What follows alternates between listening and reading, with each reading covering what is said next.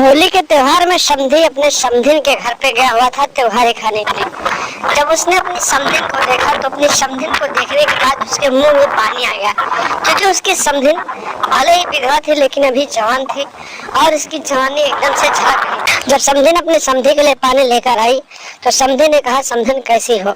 उसने कहा, ठीक हूँ, आप बताइए कैसे हैं? समधी ने कहा, मैं भी ठीक हूँ। और फिर वो वहाँ से चलने लगा।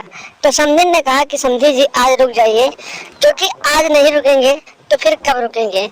आज त्योहार का दिन है, आज रुक जाइए रात भर, कल सुबह चले जाना। समधी भी मन ही मन खुश हो गया, क्योंकि वो तो चाहता ही था कि वो अपनी समधिन के साथ रातें रंगीन कर सके। और समधी भी रुक गया और रात के करीब 2 बजे समधी अपने कमरे से उठा और अपनी समधन के कमरे में पहुंच गया और उसके साथ प्यार वाली हरकत करने लगा। और उसके बाद जो हुआ आप खुद देख लीजिए। नमस्कार दोस्तों, स्वागत है आप सभी का हमारे एएसएन क्राइम अफेयर चैनल में। दोस्तों, एएसएन क्राइम अफेयर चैनल को आप सभी लोग सब्सक्राइब कीजिए, वीडियो को लाइक कीजिए और वीडियो को ढेर सारा शेयर भी कीजिए। दोस्तों, चढ़ता बुढ़ापा और तड़पती हुई जवानी की ये कहानी हैदराबाद की है, जहां पर रहने वाले रमेश नाम का एक व्यक्ति था, जिसके बेटे की शादी अभी हाल ही में हुई थी।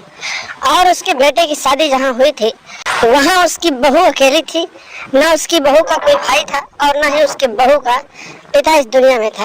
यानी उसकी जो समधन थी वो भी विधवा थी।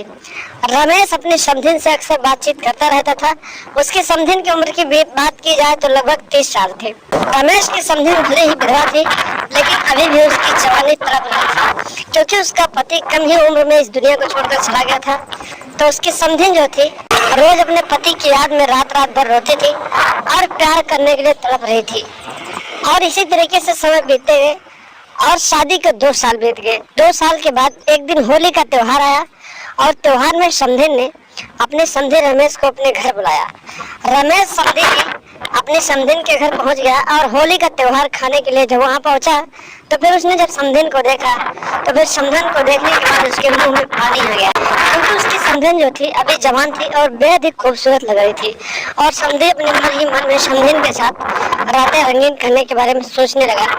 और जब समधन पानी लेकर आई तो उससे बातचीत करने लगा और फिर वहां से जाने लगा। समधिन ने कहा, समधी जी बहुत दिन बाद आए हो, आज रात रुक जाइए, कल चले जाना।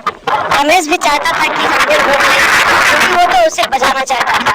और फिर समधी भी रुक जाता है और रात के 2 बजे अपने कमरे से उठता है और अपने समधिन के कमरे में पहुंच जाता है और उसके साथ प्यार वाली हरकत करने लगता है। जब रमेश अपनी समधिन के साथ प्यार वाली हरकत करने लगता है और उसकी समधन को जब पता चलता है तो कहती है, समधी जी क्या कर रहे हैं? और रमेश कहता है, तुम्हें तो पता ही है कि मैं क्या कर रहा हूँ और तुम्हें भी इस चीज की जरूरत है, क्योंकि तुम्हारी जवानी उछाल मार रही है और मैं समझ चुका हूँ।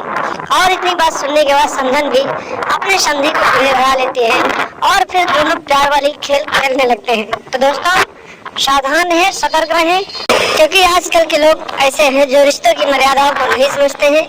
तो उनसे दूरी बनाकर रखें और अपने घर परिवार को सुरक्षित रखें और लगातार हमारे साथ बने रहें। चैनल को सब्सक्राइब करें और हमेशा देखते रहें एएसएन क्राइम अफेयर।